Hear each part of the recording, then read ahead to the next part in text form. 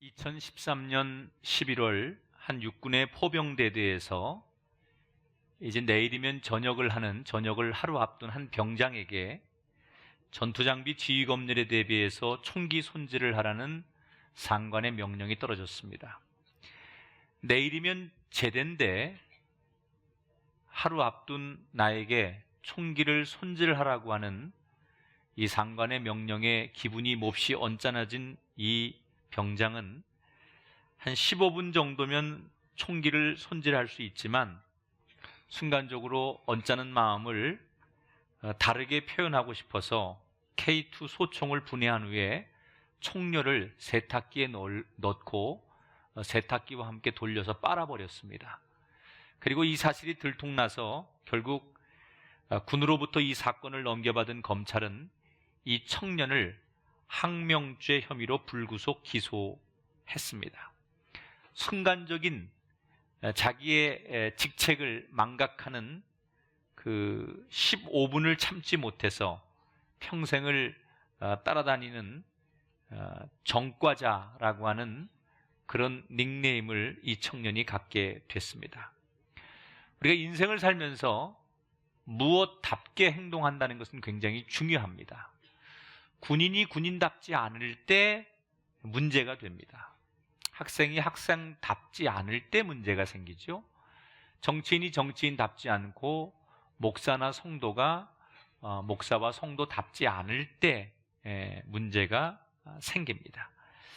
배운 대로 아는 대로 행동한다라고 하는 말을 지행일치라고 합니다. 이 지행일치를 우리가 신앙생활하는 우리의 믿음의 영역으로 가지고 들어오면 말을 바꾸면 지신일체, 한번 따라갈까요? 지신일체. 지신일체라는 것은 아는 것과 믿는 것이 하나가 돼야 한다라는 뜻입니다.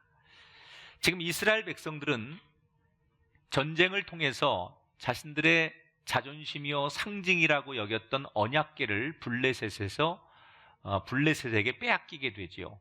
그런데 블레셋에게 빼앗겼던 그 언약궤를 7개월 만에 싸우지 않고 다시 저절로 돌려받는 일이 생겼습니다.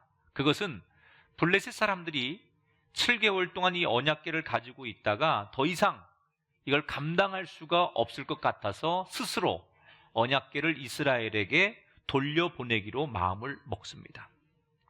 자, 언약궤 때문에 계속해서 문제가 생기자 이 블레셋 사람들이 이 문제를 처리하기 위해서 우선은 그 블레셋 진영의 가장 똑똑하고 지혜 있고 전문가라고 하는 사람들을 불러 모읍니다. 그리고 회의를 합니다. 자, 이 언약궤의 문제를 어떻게 처리하면 좋겠느냐? 소위 종교인들 그리고 박사들, 요즘 말로 말하면 전문가죠. 전문가 집단에게 이 문제에 대해서 진단을 하게 하고 이 문제에 대한 처리 방안을 이야기하게 합니다. 그랬더니 이 전문가들이 각각 자기들의 의견을 얘기해서 결론을 냈는데 놀라운 결론을 도출합니다. 신앙이 없는 이방인들인데 그들의 결론을 보면 하나님을 너무나 잘 아는 사람들이 내린 결론과 똑같은 결론을 내립니다. 자, 3절을 볼까요? 궤를 보내려거든 거저 보내지 말고 속건제를 드려야 할지니라. 여기서 속건제라는 것은요, 신을 노엽게 했을 때 그 노여움을 풀게 해줄 때 드리는 제사를 속건제라고 해요. 그러니까 이방 사람들이, 지금 블레셋 사람들이 언약궤를 이스라엘에게 돌려보내야 되는데 그냥 돌려보내지 말고 하나님이 진노해서 하나님 때문에 생기는 징계니까 이 저주를 하나님으로부터 시작되었으니까 하나님께 회개해야 되는데 하나님의 진노를 풀려면 속건제를 드려야 된다. 성경에 보면 예수님께서 하루는 거라사 지방에서 군대 귀신 들린 한 사람을 고쳐주게 됩니다. 이 군대 귀신 들린 사람을 예수님께서 고치셔서 그 안에 있는 귀신이 쫓겨나가고 그 귀신이 어디로 갑니까? 2,000마리의 돼지떼에게 들어갑니다. 돼지떼들이 귀신이 들어오니까 미쳐 날뛰다가 모두 물속에 들어가서 몰살을 당합니다. 그러는 대신에 이 군대 귀신 들렸던 이 사람은 건강해지고 하나님을 만나게 되고 그 모든 광경을 거라사 지방 사람들이 다 목격했어요. 예수님께서 귀신을 쫓아내는 것, 그리고 그 귀신이 나가가지고 돼지떼에게 들어가서 돼지가 몰살당하는 장면들을 말 그대로 기적을 두 눈 똑바로 뜨고 현장에서 거라사 지방 사람들이 다 목격을 한 거예요. 그런데 거라사 지방 사람들이 그럼 예수를 영접하고 하나님을 믿었느냐? 아니에요. 이 사람들의 관심은 죽은 돼지에게 있었어요. 그래서 예수님이 계시면 더 많은 자기들에게 농작물에 피해가 생길 것을 우려해서 예수님이 빨리 우리 동네를 떠나기를 종용하게 됩니다. 누가복음 8장 37절에 보니까 거라사인의 땅 근방 모든 백성이 크게 두려워하여 예수께 떠나기를 구하더라. 지금 우리의 논리대로 말하면 기적을 보았기 때문에 예수를 영접해야 합니다. 기적을 보았으니까 하나님을 믿어야 됩니다. 그런데 거라사 지방 사람들은 기적을 두 눈으로 똑똑히 목격하고도 오히려 예수를 믿지 않습니다.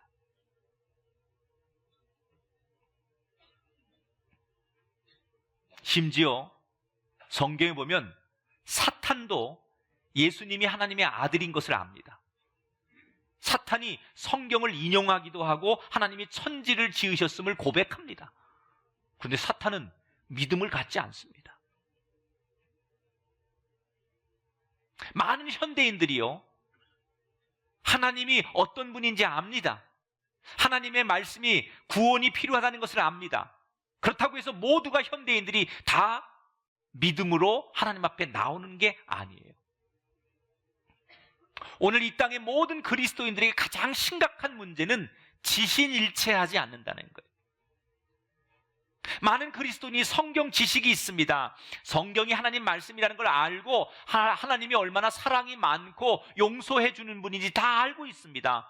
그런데 어디까지나 머리로만 압니다. 믿음이 없어요.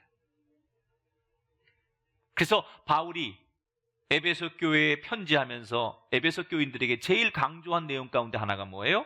4장 13절에 보니까 우리가 다 하나님의 아들을 믿는 것과 아는 일에 하나가 되어서 온전한 사람을 이루어 그리스도의 장성한 분량이 충만한 데까지 이르러야 된다.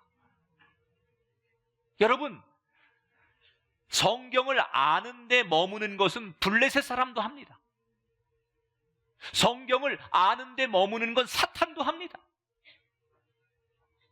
성도가 해야 될 일은 성경을 알고 하나님을 아는 것으로 그치는 게 아니라, 거기에 머무는 게 아니라 한 단계 더 나가야 합니다. 믿음으로 나가서 믿음으로 예수를 영접하고 하나님을 인정해서 변화된 삶을, 하나님 안에 거하는 삶을 사는 것, 그것이 그리스도인의 삶이에요. 저는 올 한 해 우리 꿈의 교회 모든 성도가 아는 것으로 그치는 한 해 되지 마시고 아는 것을 넘어서서 조금 더 전진하셔서 변화된 삶의 주인공이 되시기를 주의 이름으로 축원합니다. 블레셋 진영에 불과 7개월 동안 하나님의 언약궤를 가지고 있었는데 자기들이 당한 고생과 어려움은 말로 다 할 수가 없었어요. 그래서 이 언약궤를 결국은 이스라엘에게 스스로 돌려보내기로 블레셋 사람들이 결정을 합니다. 그런데 이 사람이라는 게요, 얼마나 완악하고 우리 속에는 이 죄성이라는 것을 끊기가 어려운지, 이 블레셋 사람들이 분명히 하나님의 살아계심을 인정해야 되는데 어떻게 하든지 이걸 합리화하고 싶은 거예요. 우연의 일치처럼 만들고 싶은 거예요.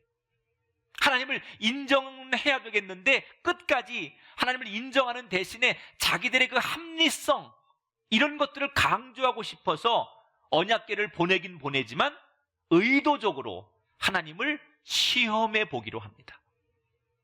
소위 인간적인, 자기들은 그걸 지혜라고 하고 전략이라고 할지 모르지만 하나님의 눈으로 보면 인간의 잔꾀를 부리는 거죠. 여러분, 우리는 내가 굉장히 똑똑해서 전략적인 것 같고 내가 지혜로운 것 같지만 하나님이 보실 때는 아주 우스운 잔꾀를 부리는 것처럼 보일 때가 있어요.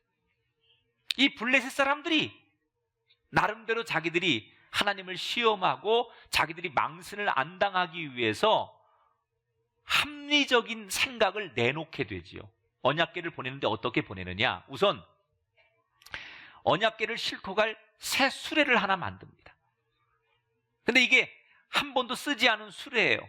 그래서 새 거다 보니까 빡빡해요. 뭐든지 여러분 길들여져야만 쉬운 거잖아요. 자전거도 그렇고 자동차도 그렇고 물건이라는 게 어느 정도 길들여져야만 이게 사용하기 쉬운 거예요.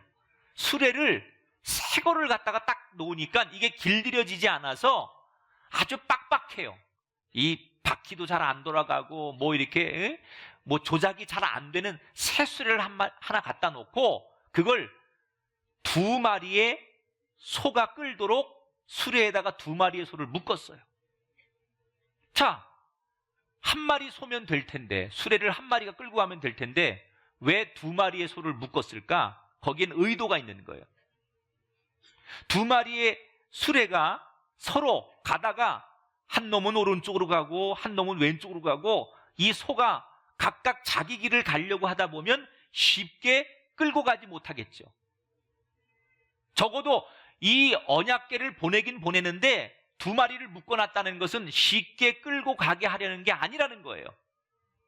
엉망이 되게 하고 뭔가 좀 어려움을 주겠다는 의도가 여기 담겨 있는 거예요. 거기다가 이 2마리의 소는 얼마 전에 막 새끼를 낳은 어미소입니다. 암소예요. 한 번도 수레를 끌어보지 않고 이제 갓 새끼를 낳아서 모성에 깊이 끌릴 소를 일부러 수레를 매도록 갖다가 묶어놨습니다. 거기다가 한 번도 가보지 않은 낯선 길을 가게 합니다.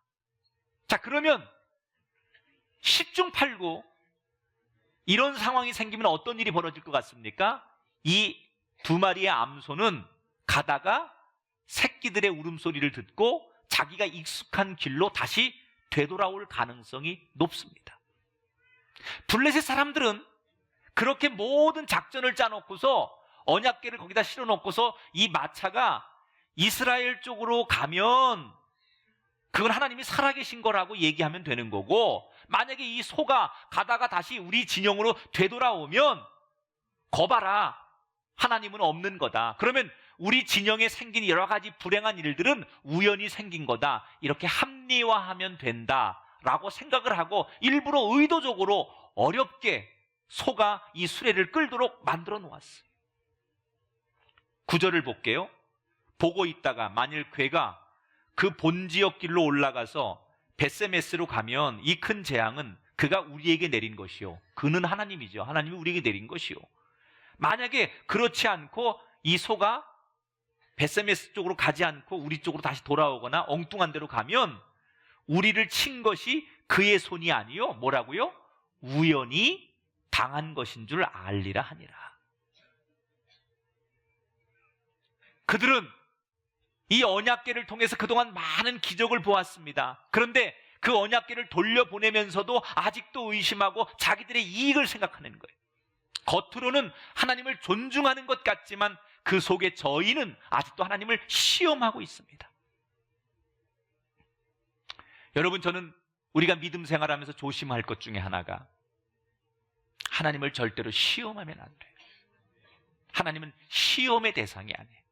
하나님은 경배의 대상이에요. 우리가 우를 범하면 내가 혹시 이렇게 하는데 하나님이 정말 내가 원하는 대로 해주시는지 한번 보자. 이건 하나님을 시험하는 거예요. 많은 분들이 하나님을 시험하려고 해요. 교회를 시험하려고 하고 이 그리스도인을 시험하려고 해요. 하나님은 시험의 대상이 아니에요. 지금 블레셋 사람들은 하나님을 시험해 보려고 하는 데서부터 문제가 생기는 거예요. 자, 그런데 우리가 여기서 다 접어두고 오늘 제가 다룰 주제는 이 2마리의 소를 한번 우리가 봤으면 좋겠어요. 여러분, 이 2마리의 소는 막 갓 새끼를 낳고 자기가 원하지 않는데 지금 어떤 사람들에 의해서 끌려와서 난생 처음 수레를 메고 언약궤를 끌고 가야 되는 사명을 맡았어요. 지금 사람들은 이 2마리의 소를 주목해 보고 있어요.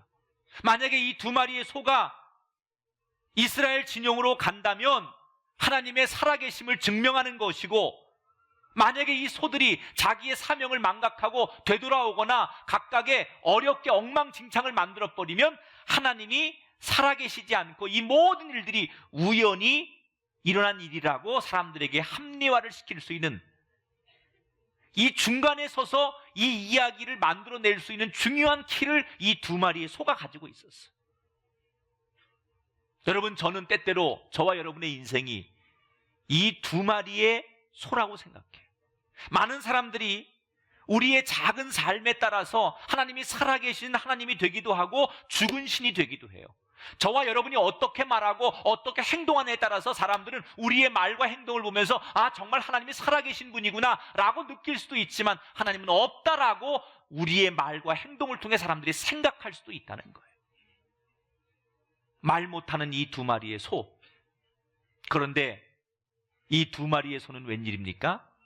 터벅터벅 걸어서 벳세메스 쪽으로 올라가기 시작합니다. 12절에 보니까 암소가 벳세메스 길로 바로 향하여 대로로 가며 갈 때에 울고 좌우로 치우치지 아니하였고 블레셋 방백들은 벳세메스의 경계선까지 따라가니라. 비록 이 두 소가 중간에 가면서 아마도 새끼 송아지들의 울음소리를 들었겠지요. 새끼가 생각이 났겠죠. 그래서 가면서 이 소들이, 어미 암소들이 울었다는 거예요. 그리고 블레셋 사람들은 경계까지 쫓아가면서 혹시나 하는 마음으로 우연이라고 말할 수 있는 일이 벌어지기를 기대하면서 끝까지 그 소를 쫓아갔다는 거예요. 오늘 우리는 말 없는 이 암소 두 마리가 우리에게 주는 은혜를, 교훈을 함께 나눴으면 좋겠어요. 자, 우선 이 소는요, 지금 안 될 악조건과 환경들이 너무 많음에도 불구하고 오직 한 길로만 갔다는 거예요. 동물들에게는요, 인간 이상의 모성애가 있습니다. 그래서 자기 목숨도 버려가면서 그 새끼를 지키고 새끼를 키우는 게 동물들이에요. 여러분 생각해 보세요. 갓 낳은 송아지가 어미 소를 찾느라고 울어댑니다. 블레셋 사람들이 일부러 이 소가 수레를 끌고 가는 저 중간 지점에다가 그 송아지를 묶어놨습니다. 가다가 우연히 그 어린 송아지를 어미 소들이 만날 수 있도록 그 일부러 들리는 곳에, 보이는 곳에 그 어린 송아지들을 묶어놨습니다. 만약에 수레를 끌고 가다가 그 새끼 송아지들이 울고 있는 모습을 보면 아마 이 소들이 날뛸지도 모릅니다. 가는 길을 엉망으로 만들고 다시 되돌아와서 하나님이 계시지 않다는 것을 증명하려고 송아지들을 일부러 중간 가는 길에 묶어놨어요. 그런데 이 두 소는 비록 울기는 했지만 앞으로 계속 갑니다. 지금 수레를 태어나 처음으로 끌어보는 거예요. 처음으로 수레를 끌기 위해서 등에다가 그 무거운 걸 졌으니까 불편하기도 할 거고 힘들기도 할 겁니다. 당장 도망치고 싶었을 겁니다. 그만두어야 될 이유가 한두 가지가 아닙니다. 안 될 이유가 너무 많습니다. 만약에 이 두 소가 수레를 끌지 않고 그냥 그 자리에 주저앉아도 이 두 소를 향해서 아무도 비난하고 뭐라고 할 사람이 없습니다. 왜? 동물이니까요. 이 두 소가 수레를 끌지 않고 그냥 중간에 포기하거나 엉망진창을 만들어도 사람들은 할 말이 없어요. 그런데 문제는 블레셋 사람들의 기대와는 다르게 오늘 성경에 보니까 이 두 마리의 소는 좌우로 치우치지 않고 앞만 보고 갔다는 거예요. 지금 좌우를 쳐다볼 만한 이유가 너무 많습니다. 끼웃거리고 들리는 소리가 너무 많습니다. 머뭇거려야 되고 멈춰야 될 이유가 너무 많습니다. 그럼에도 불구하고 끝까지 자기에게 주어진 한 길만 이 두 손은 걸어갔다는 거예요. 사랑하는 성도 여러분, 올 한 해 여러분 이 두 마리의 소처럼 한 길로만 가는 성도가 되시기를 주 이름으로 축원합니다. 여기서 우리는 하나님의 성품을 알 수 있어요. 우리는 정말 멋진 말이나 또는 힘센 코끼리나 날렵한 사자 같은 이런 동물들이 적합하다고 생각할지 몰라요. 그러나 하나님이 보실 때는 빠른 게 중요한 게 아니에요. 앞서 있는 게 중요한 게 아니에요. 여러분, 이 소의 가장 큰 장점이 하나 있어요. 우직하다는 거예요. 빠르지는 않지만, 멋진 외모를 갖진 않았지만, 소는 한 번 자기에게 주어진 일이 있으면 미련스러울 만큼 충성을 다합니다. 상상해 보세요. 그 느린 걸음으로 터벅터벅 좌우를 보지 않고 목적지만 바라보며 한 길로 걸어가는 두 마리의 소를 상상해 보십시오. 하나님이 원하시는 인물은 바로 이런 사람이라는 거예요. 여러분, 훌륭한 말이 되려고 하지 마십시오. 힘세고 폼나는 사자나 코끼리가 되려고 하지 마십시오. 그냥 여러분 느리더라도 여러분에게 맡겨진 그 사명을 포기하지 않고, 느리더라도 천천히 가더라도 남보다 뒤지더라도 그 길만을 가는 소처럼 살기를 원하는 인생이 되십시오. 내 모습 이대로 하나님이 나를 쓰시는 거지요. 내가 뭔가 변화되고 새로워져야만 나를 쓰시는 게 아니에요. 하나님이 오늘 우리에게 원하시는 한 해의 인생은 바로 이런 거예요. 얼마나 빨리 도착하느냐, 얼마나 남들보다 빨리 앞서느냐, 하나님이 이걸 중요하게 보지 않고 자신의 모든 것을 다하여 끝까지 완주하는 인생, 천천히 가지만 제대로 가는 인생, 하나님이 원하시는 그 인생이 바로 우리의 한 해의 인생이 되기를 주 이름으로 축원합니다. 그런데 감동은 맨 마지막에 나와요. 이 소가 그렇게 모든 안 될 수밖에 없는 이유와 어려운 이유들을 다 뒤로하고 끝까지 한 길을 향하여 쭉 갑니다. 그리고 마지막에 이스라엘 진영에 도착을 해서 이 소가 어떻게 자신의 생을 마감하는가를 보세요. 14절을 읽어볼게요. 무리가 수레의 나무를 패고 그 암소들을 번제물로 여호와께 드렸다. 지금 마부도 없이 먼 길을 앞만 보고 달려왔어요. 이게 내게 주어진 소명이라고 생각하고 이 두 마리의 소는 모든 유혹을 물리치고 여기까지 왔어요. 그런데 다 도착해서 자신의 임무를 마치고 나서 이 두 소는 어떻게 끝납니까? 자기들이 하나님 앞에 제사 드리는데 희생 제물이 되었어요. 자기를 불태워서 제물이 되었어요. 그리고 자기들이 끌고 온 그 수레는 장작이 되어서 제사 드리는데 장작으로 불태워졌어요. 여러분, 장엄하지 않습니까? 우리보다 낫지 않습니까? 아무 말도 못하지만, 다른 어떤 말보다 아름다운 갈기도 없지만, 빨리 달릴 줄 모르지만 가진 바 자신의 모든 것을 다해서 하나님께서 주신 사명을 다하는 이 두 마리의 소. 세상에는 우리보다 뛰어난 사람 많습니다. 능력 있는 사람도 많고요, 학벌 좋은 사람도 많고요, 지혜로운 사람도 많습니다. 그러나 그 사람들이 다 하나님 앞에 쓰임 받는 게 아닙니다.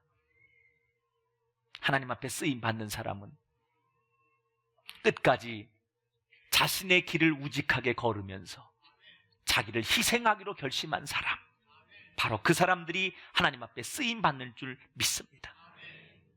그 마지막에는 자기를 다 희생의 몸으로 드리는 이 두 마리의 소. 여러분, 그 당시에 강자인 블레셋보다도, 하나님이 선택한 이스라엘 민족보다도 더 선명하게 우리를 가르치고 있는 말 못하는 두 마리의 소. 오늘 사무엘상 6장 전체에 이 두 마리의 소 이야기는 많은 비중을 차지해요. 왜 하나님께서 성경에 사람의 이야기가 아닌 이 두 마리의 소 이야기를 우리에게 들려주실까? 오늘 우리는 영적으로 수레를 끄는 두 마리의 소가 되기를 결심해야 돼요. 하나님은 소 같은 사람을 사용하십니다. 여러분, 말을 부러워하지 마십시오. 말처럼 잘 달리는 것만이 성공이 아닙니다. 그저 소처럼 내게 주어진 길을 가겠다고 결심하는 그 순간, 그 길을 포기하지 않고 그 길을 가는 그런 인생이 됐대. 하나님의 축복이, 하나님의 은총이, 하나님의 그 마지막에 축복하심이 여러분 삶에 임하게 될 줄 믿습니다. 올 한 해 절대 포기하지 말고 마지막까지 그 한 길을 걷는 우직한 소와 같은 인생들 되시기를 주님의 이름으로 축원합니다.